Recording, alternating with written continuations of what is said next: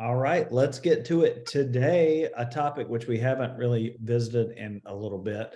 We're going to talk about different loan types, and Morgan is here because she's the expert, and just to help us explore those different types and some of the specific things that goes into them, just so we can speak with enough knowledge to understand what they are ourselves and give our clients a little bit more knowledge to help them take that next step and have that conversation with Morgan to really explore their options. So Morgan, without anything else, I'll just turn the floor over to you. Let me know if you need to share your screen or anything. Yeah, I was gonna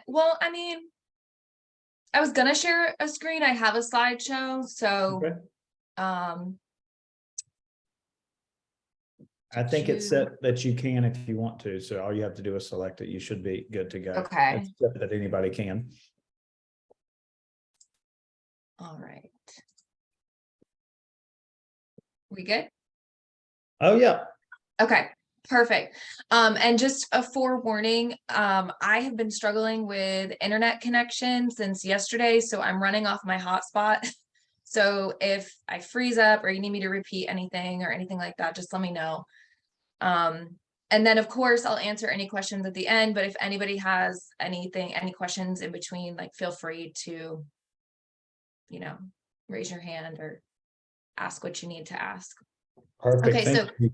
you're welcome. So thank you everyone for being here with me this morning. And I'm just gonna go over the basic loan programs, the difference between them. And then I do have a new program that just rolled out through Movement that I'd like to quickly go over with you guys as well. So without any further ado, let's get this going. All right, hold on. I gotta move the Zoom screen. Wait, you can see it over here, right? Can you? We can see your presentation. Okay. I just want to make, because I'm moving stuff around here so I can add on here. Okay. It's not moving here. Bear with me one moment. The first slide looks All great. right. What was that? So the first slide looks great. I know. I think I had it open twice and I was trying to click the next and it wasn't moving on that screen. All right. So here we go.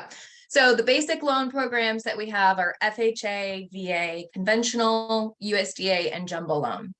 So the FHA loan, the mortgage loan is insured by the Federal Housing Administration. There's typically more restrictions and overlays with an FHA loan versus conventional. VA loan is a mortgage loan available to veterans, active duty service members, and select military spouses through the U.S. Department of Veterans Affairs. The conventional loan is a private mortgage loan not backed by a government agency. The USDA loan is a mortgage loan offered to rural property through the U.S. Department of Agriculture. These are very specific to rural areas, and I'll get more into that. And then we have jumbo loans, which is a loan used to finance properties that are too expensive for a conventional forming loan. So USDA. So there's no down payment required on this program, which is great. The minimum credit score, now this slide or this presentation says 580, but honestly, it's very specific to each lender. In my experience, every lender that I've worked with, the minimum score for this program is usually between 640 and 680. So I wouldn't necessarily go by 580, but I think that's the minimum score that the USDA puts out there. Special note about this program is that it is possible to roll closing costs into the loan amount depending on the appraised value. Also, with this specific loan type, you're going to want to plan on a 45-day close. It's a little bit more complicated than a regular conventional VA or FHA loan. Once this program is approved through the lender, it then gets sent to the USDA department. They're always running behind. And so once it gets sent to them, it's kind of out of your lender's hands, and you're kind of just like at the mercy of USDA waiting on their approval. And if for any reason USDA catches something and it has to be sent back to underwriting, that wait kind of starts over. So it's always safe to do at least a 45-day close on USDA program. Also with this program, if you have a client that is specifically wanting this type of loan, you're going to want to check on the USDA website before you show homes that the property that they're looking at is eligible for this program. So you can just go to usda.gov, type in the property address, and it will tell you if it's in the eligible area or not. Guys, Any that questions? should be on the resources page there for you to use. And like Morgan said, don't ever just trust that because the listing agent put USDA as an option in the listing that something qualifies. Make sure you double check, especially if you've got somebody who is set on using USDA loan. Double check before you show the property. Thank you. And just like FHA, this is a, you can't have more than one USDA loan at the same time. So if they were wanting to buy it, and it's for primary residence only, you can't do second homes or investment properties with this loan type. So next we have FHA. The down payment required on this program is as low as 3.5% down. The minimum credit score is 580. And then I will say, although this is correct in my experience, 580 is the minimum score. 580 is the first like bracket of being eligible for any loan program. So I believe it's like 580 to 620. You're going to be in the first bracket. This is going to have more overlays, more restrictions, a higher interest rate. They typically want to see a few months of reserves. So this loan type is tailored for first-time home buyers. You don't have to be a first-time home buyer to qualify for this program, but it is for somebody who maybe doesn't have the best credit score. They're still getting their credit worked on, but they do have money for a down payment. This is a great program for that. And anyone that does go into an FHA program, they can always refinance in the future to turn it into a conventional loan if their credit score goes up and interest rates go down and it makes sense for them. The biggest difference between an FHA loan and a conventional loan is that there will always be mortgage insurance on an FHA loan for the life of the loan. Whereas with a conventional, when the loan to value reaches 80%, or if you put down a 20% down payment or more, there's no mortgage insurance. So those are the main differences between those two programs. I have a question, Morgan. Yeah. My niece and nephew are considering buying, and they were questioning the FHA. And she told me that with one that they were looking at, they didn't have the option to pay I guess the question is, they had to get a new loan if they wanted to get out of that PMI. And that is exactly what you're saying with the FHA, right? Correct. Yep. Okay. All right. When she told me that, I didn't know it. And so you just said it, and I was like, okay, you are correct. So I'm gonna have to go back and tell her she was right. Yep. There will always be mortgage insurance on an FHA. Okay. And that also brings up too, so there's also a mortgage insurance premium at closing as well, which is an additional cost that you won't see on a conventional loan for closing costs. Okay. Yep. And then what's great about this loan though, and most loans honestly, is that gifts are allowed for the down payment. So if somebody is struggling with coming up with the down payment and closing costs, they can accept a gift from a family or relative or friend. And then, of course, if you do have somebody that you know is accepting a gift, you just want to make sure that they clarify that with their lender. And that way I can instruct them on how to move forward with that. It gets a little complicated when somebody just takes a transfer or a cash from their mom and dad and then deposit it into their account.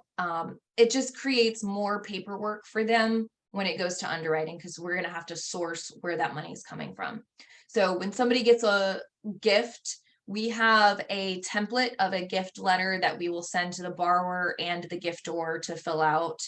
And then we would advise next steps, whether it's a transfer, or the easiest thing is to just wire the money directly to the attorney if they want to avoid providing bank statements. And that's the giftor. All right. Next, we have the VA loans, my bread and butter. These are my favorite, simply because I just personally feel like it's one of the best programs out there. There's no down payment, and the VA loan typically offers the best interest rates. So minimum score for this program is 580. And the great thing about this program is that there's no mortgage insurance ever, no matter what your debt to income, no matter what the loan to value percentage is, there's never any mortgage insurance. So it's a really great loan. As far as the debt to income ratio, this is a unique program where it's very specific to the veteran. So one veteran may qualify for 50% debt to income ratio, where another veteran may qualify for up to 60% debt to income. So it's really specific to the individual. Anyone have any questions on the VA loans? Just checking to see if you had the termination for 288 transfers. My closers are asking me for it. So can you give me a call or send it my way, please? Oh, Background noise for Brooke. that's the way I'm like, I That can't doesn't hear sound your like Brooke. question. Okay. Sorry, I didn't know it was unmuted. That's okay. I was like, that doesn't sound like Brooke. All right. The cool thing about VA is, and I've seen it, I've never been through a process and had a client do it, but VA is transferable. And I have seen a handful of listings since rates have gone up so much, as info in the listing that, hey, this VA rate is transferable. Here's my understanding of it from doing some research though. You're only going to be able to assume the amount that's remaining on the balance of their mortgage. That doesn't mean the whole thing you get to refinance and keep that rate. So you would have to bring, if the house is for sale for $500,000 and their mortgage balance is $250,000, well, you got to come up with the rest of that 250, whether it's cash or another loan. So just make sure if you come across that you're aware of it. Yes. Thank you for bringing that up. That it is really great when it's assumable, and somebody, and of course, like Doug just said, that person that's assuming that loan would also have to, be a veteran and qualify for a VA loan and qualify for the house, the property, the amount, all of that. But exactly, the caveat is that they are literally taking over the existing loan, so they would have to bridge that gap somewhere, and that's where it gets a little tricky. But for anybody that is able to do that, it's a great program because they're literally just taking over a loan that's already existing. All right, next we have conventional loan. It's one of the most common mortgage loan options, and these are funded by private financial lenders, ultimately sold to agencies like Freddie Mac and Fannie Mae. The down payment is as low as 3%. That's typically for a first-time home buyer. If this is not a first-time home buyer, the down payment is typically 5 to 10%. The minimum credit score for a conventional loan is 620. And a special note about these programs is that the loans are often offer lower monthly payments, and gift funds are allowed for the down payment for primary and second homes on this program. Morgan, can I ask a few questions that Yeah. will maybe help for everybody? So for the conventional loan, can you talk a little bit about the mortgage insurance, how it applies to a conventional loan? I know you touched on it on the other loans, and kind of the process for it being removed. Yeah. So when somebody puts less than 20% down, there will be mortgage insurance. I'm unlike a lot of lenders, some lenders just have one mortgage insurance company that's linked to their company, and that's who they go with. I actually have like 7 different mortgage insurance companies that I personally have access to. So I always try and shop the lowest rate for the client, obviously, to get them the best deal. But then how that works, if it is less than 20% and they have that mortgage insurance, once their loan reaches 80% loan to value, it will automatically drop off. Or once it's reached 79% or 78, 79%, the customer can then call the mortgage company and request for it to be dropped off a little bit early. But that's typically how it works. To avoid it altogether, they would want to put 20% down payment. There are programs that are called upfront mortgage insurance premiums. I haven't done any recently just because the rates are where they're at, and a lot of people are, buying down the interest rate and spending their extra cash on that. But when rates aren't so icky, and the client that has a little bit extra money to spend can do a upfront mortgage insurance premium where they pay a certain cost at closing, and it eliminates the mortgage insurance for the life of the loan. The caveat with that program is, and why I'm not doing it right now, is if you are to refinance your loan, that mortgage insurance comes back unless you pay for the upfront premium again. So knowing where the rates are today, most people are going to end up refinancing in the future when the interest rates drop. So it doesn't really make sense right now for anybody to pay for an upfront mortgage insurance premium. But 2 years ago, when we were at 2-3%, it was a great program to eliminate that mortgage insurance. So hopefully we'll be in a position soon to be able to offer that again. Did anybody have any other questions on the mortgage insurance or how it works? Just so folks have a little bit more background knowledge, can you explain kind of the process? And I know you're not really involved in this, but for general knowledge about loans being sold and who Freddie and Fannie are.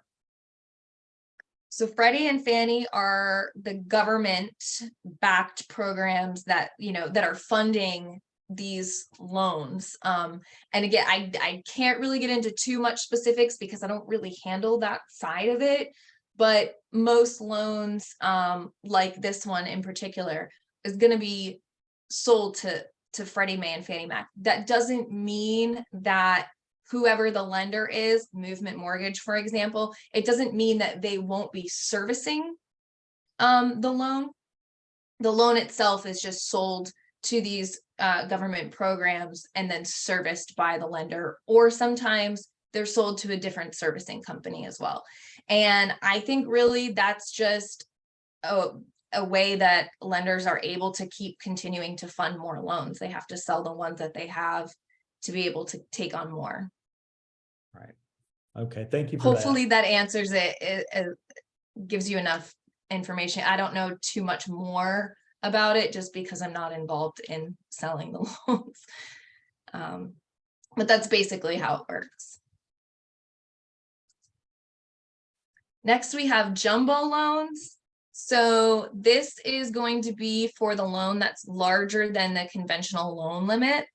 The down payment the down payment varies based on lender. This here says the minimum FICO score is 660. That's true for some programs. The thing about jumbo loans, though, is that these are not funded by a government agency. These are funded by private investors. So those private investors get to make their own rules and guidelines on these programs. So a lot of them have a minimum credit score of like 720 or 700. And they each require different amounts for down payment. I want to say the lowest down payment that I've ever seen on a jumbo loan was 10%. So again, there's several different jumbo products because there are several investors, but again, they all have their own overlays that they can add, and it has nothing to do with the lender. It's the private investors. So sometimes these can be a little bit trickier for qualifying. It just really depends on the situation, but they're all a little different. But these programs are eligible for both primary and secondary homes, including condos. Any questions on jumbos? And if you ever wonder, what the conforming loan limit is to where it would then become a jumbo loan, you can always just Google for that county, what is Wake County or Onslow County's conforming loan limit, and it will tell you. But you want to be specific typing in the year, because sometimes if you just do a general Google, it'll, you pull up anything. So you would just want to write for 2023, and then it should give you this year's conforming loan limit, because they do change typically every year. And then this is just a little matrix that I can send you guys. There's 2 of them here, and it just lists, what the loan to value required for each type of program. And it gets into, 1 unit, 2 unit, or 3 to 4 units. So this is just a quick little guide that I put in here that I can email to you guys so you can have on hand to just reference to. I actually have a couple different ones that I'll send you. And then next, I was going to go over another program with you. Before I do that, does anyone have any questions on the basic loan programs that we offer? No? I have a quick question about the FHA loan, since there's primary mortgage insurance on it for the lifetime of it. Is it possible for people to refinance out of an FHA mortgage and thus get rid of primary mortgage insurance? Yes, absolutely. Okay. All right. That's actually what I did. When I bought my home, my credit score wasn't the greatest. So I qualified for an FHA loan. That's how I purchased my house. And then I continued to work and improve my credit. And then when interest rates dropped, I refinanced, and I'm now into a conventional loan. So yes, you absolutely can. All right. So let me pull up this next one. Oops. Over here.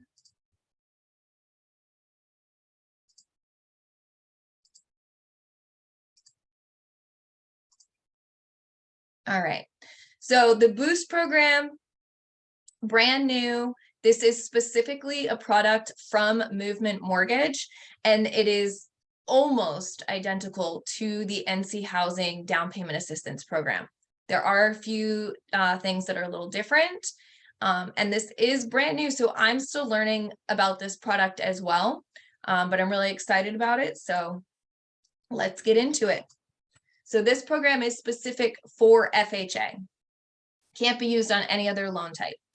And basically it's, so the Boost program is an FHA first lien coupled with a repayable second lien that can be used to assist a home buyer to cover down payment and or closing costs. So what are the benefits of the program? The lender will retain servicing to the first lien as they will deliver them to Ginnie Mae directly. So Ginnie Mae is another government-backed investor or who funds these loans. So the lender will, so Movement Mortgage would still retain it. They would still be servicing the loan. And if you ever had any questions, you could always, contact me or Movement Mortgage for that. This is a fully delegated product with no investor review process. So that's really great because that means that there's no additional overlays that this program will have because it's not funded by an investor.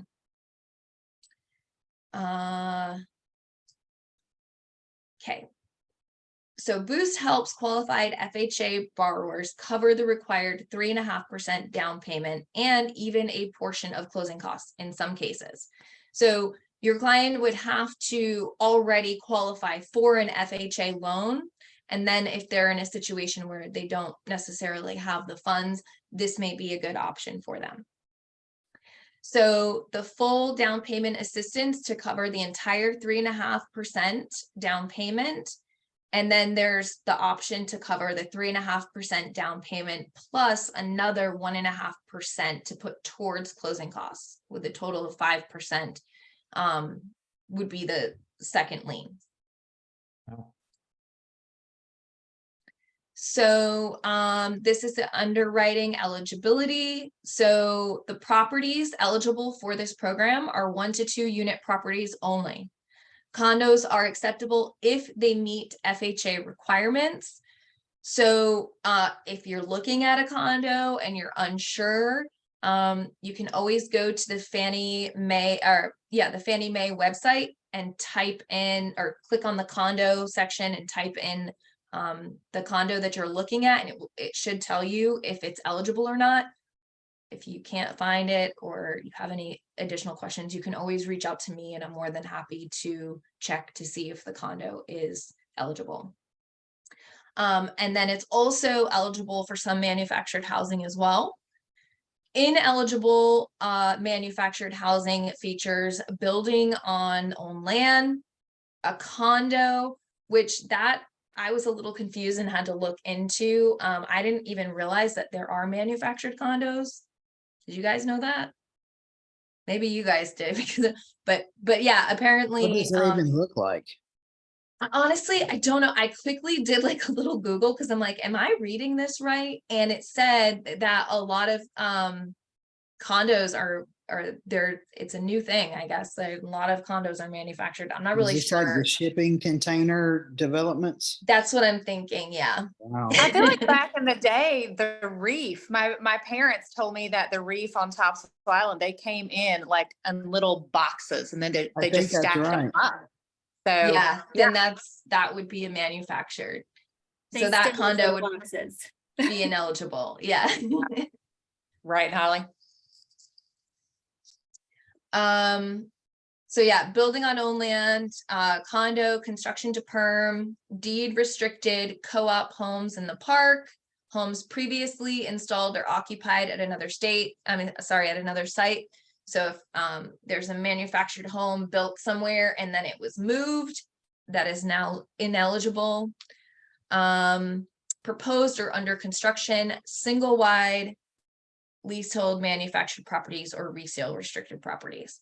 So really with this program, don't worry about all the ineligible, just keep in mind what's eligible, which is the 1 to 2 unit properties only, condos if they meet FHA, and manufactured housing if it's not a complicated situation or has been moved from one location to another. So on 1 to 2 unit homes, the minimum FICO score for this program is 620. So that's a little different than the minimum score for FHA. So FHA is 580, but for this program specifically, it would be 620. If your client is looking at a manufactured home, their minimum FICO score is going to be 640. And they're all 30-year fixed. So program requirements, the income limit. So here's where it's a little different than the NC housing program. Qualifying income must be at or below 160% AMI of the state, county of where the property is being purchased. Qualifying income is defined as the income used on the application to qualify for the mortgage. I'm going to get into the income limits a little bit more on the next slide. Verification of housing history. So all loans require rental or mortgage history. This is to be documented on the application along with verification of the 12 months of rental or mortgage history payments. So if this is somebody, a college student living in mom's basement, ready to move out, they're not going to qualify for this program. Not to say if they are living rent-free somewhere that they won't, but we just have to prove that they have a solid 12 months of positive rental or mortgage history. Payment shock is another factor of this. So it's limited to 200%. If the payment shock is greater than 200%, ratios are limited to 31% housing and 40% total debt to income ratio. So do you all know what a payment shock is? Or is any, okay. So payment shock is going from, you know, say if you are living in an apartment and you're paying $1,200 a month for rent, and now you are purchasing a house that's going to be $3,500 a month. That's going to be a payment shock. And so on any loan, really, there's a ceiling of how much payment shock a person can have. And that's simply to save that person from not going house poor or not being able to pay for their bills. When somebody is accustomed to paying so much a month, and then all of a sudden they're jumping to higher payments, we want to make sure that that person is going to be able to handle everything that they're paying for. And so that's really what payment shock is. So again, if it's greater than 200% of what they're already paying today, the debt to income ratio is going to be limited to 40%. Whereas an FHA loan can go up to 57% debt to income ratio. So this will limit it down to 40%, so they wouldn't have as much buying power. Borrowers living rent-free have a max debt to income ratio of 45% and 2 months of reserves. So they're going to want to have 2 months of their mortgage payment already saved in their account that they're not using towards down payment or closing costs. And then home buyer education is required. So all borrowers are required to take a HUD approved home buyer counseling education class prior to the note date. These classes are online. They take maybe 20 minutes. And I think the cost, it's been a couple years since I've looked at the cost, so I don't even want to quote that, but it's not that much. It's under $100. But those classes are required for this program. So now back to the income limit calculation. For this program, it's limited to 160% of the county limit where the property is being purchased. The income limit is not based on the household income, but qualifying income only. So here's where it's different than NC Housing down payment assistant. NC Housing, for their income limit, even if, okay, so Holly and Eli, I'm just using you guys because I see you. You two are buying a home together, but Holly is going to be on the mortgage. Eli isn't, for whatever reason. With NC Housing program, even though Eli is not going to be on the loan, we still have to count his income towards that income limit. This program is not like that at all. So even though Holly and Eli are both moving in and Eli is getting money from his job, but he's not going to be on the mortgage, we're not going to use his income for the income limit, which is great because it allows more buying power for your clients. Any questions on that? Okay, so a borrower qualifying income that has been verified. So this is an example.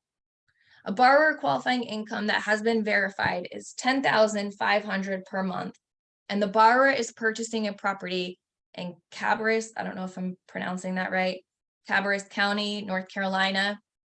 Is this borrower eligible for the Boost program?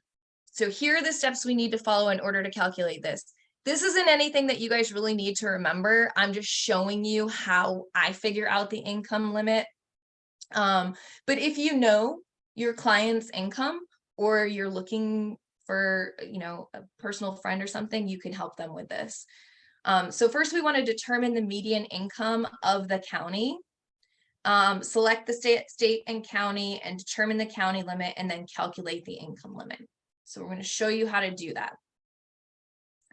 So for our example, the borrower qualifying income that has been verified is $10,500 per month.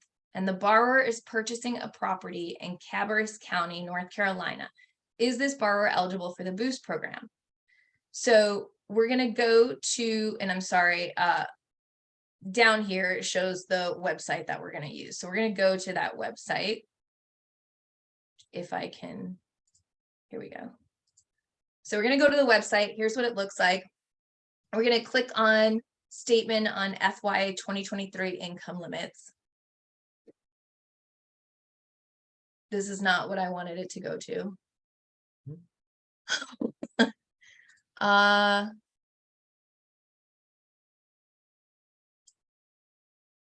Why is this not working now? I had this all set up for you guys, and I even made sure. I don't know why it's not. Okay, well.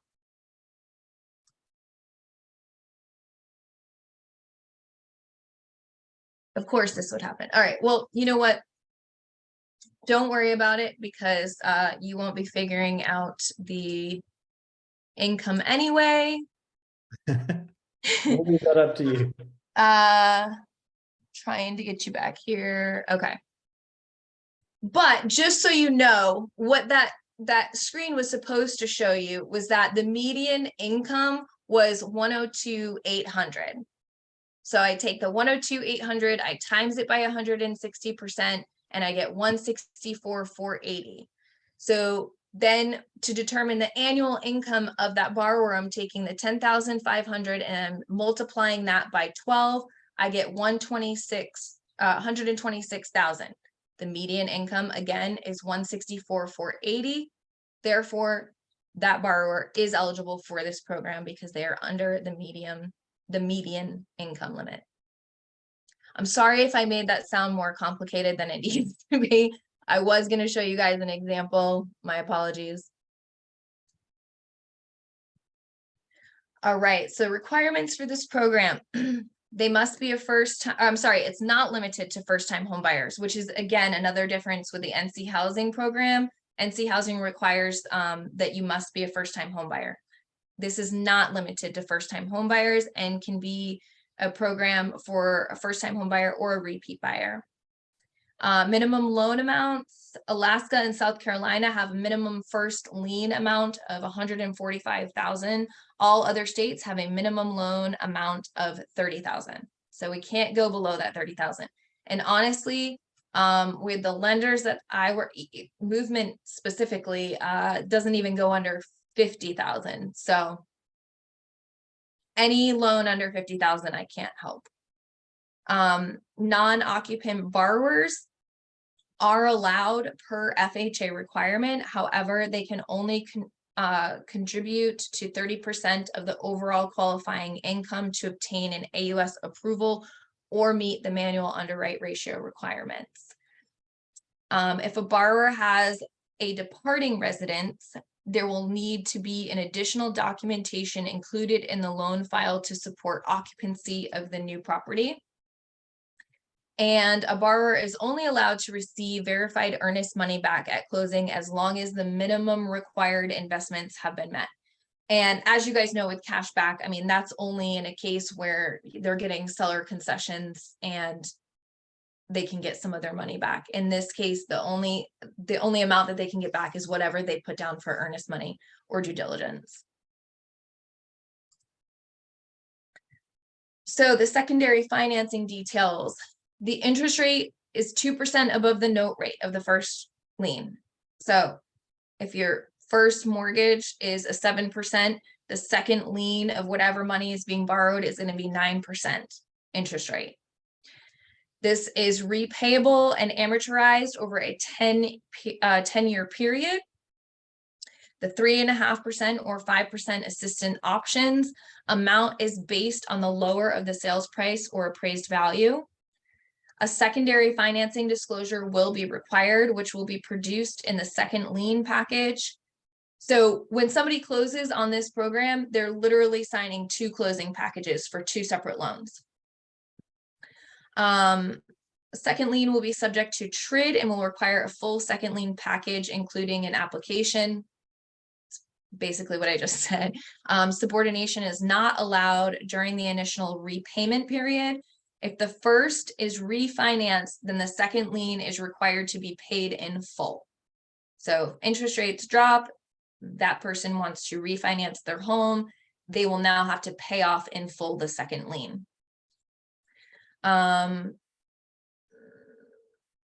Yeah, okay, and the 3.5% option is not allowed for subordination during the first 36 months of the payments, and the 5% option is not allowed for subordination during the first 60 months of the payments. Anybody have any questions? All right, well, that's it on that program that I just wanted to let you guys know we just rolled out, and it's very similar, like I said, to the NC housing program.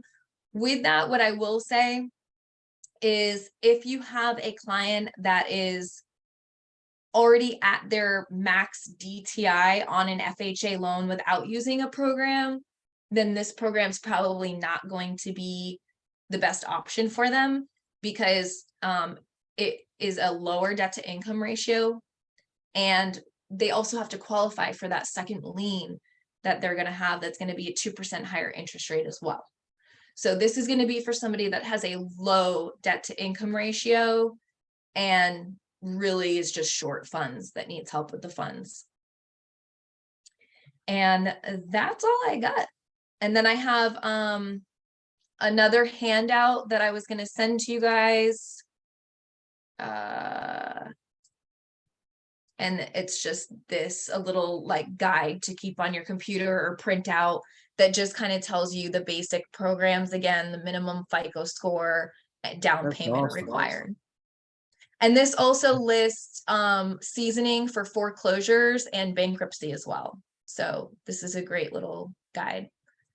So I'll send these to Doug and have him distribute them to you. That's perfect. And that's all. And thank you so much. You're welcome. Anybody have any other questions for Morgan? Just things Morgan, that was great. Thank you, Brandon.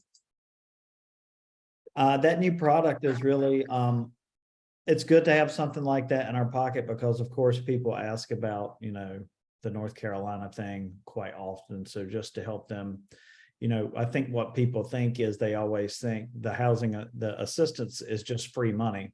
And it's just, you know, hey, do I qualify for this free money? But that's not exactly how these programs work. So being able to help give them a little bit of a tip of the iceberg, and then of course have them have the conversation with Morgan to understand fully exactly what it is. The really interesting thing about that one is, man, that debt to income ratio is really low. So, you know, you're going to be buying much less house basically if you do that. But if it's somebody who is really just wanting to buy but doesn't have the cash, and they're not necessarily set on a certain price point, and they have good debt to income, then it might work out really well for them. And we've all worked with clients. I would say if you haven't, you'll work with somebody who can qualify for a lot because their debt to income ratio is great. They're just cash poor. They don't have any money.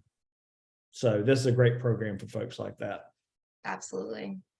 Cool. Well, Morgan, thanks so much. I hope this was helpful for everybody. I'll definitely forward that piece so you can all keep it handy, out with the recap and individually too. So you guys have a great day. Remember, tomorrow during prospecting, and I'll be at the coast, we're going to recap the changes that I sent out on the new forms for the in-car forms. So we'll be going through those residential changes just to make sure we're aware of it. And Brandon's going to recap it for you guys here in the Triangle. Okay. Thanks so much, everybody. Have a great day. Thanks, you See you too. soon. Bye. Take care, everyone. See ya. Bye.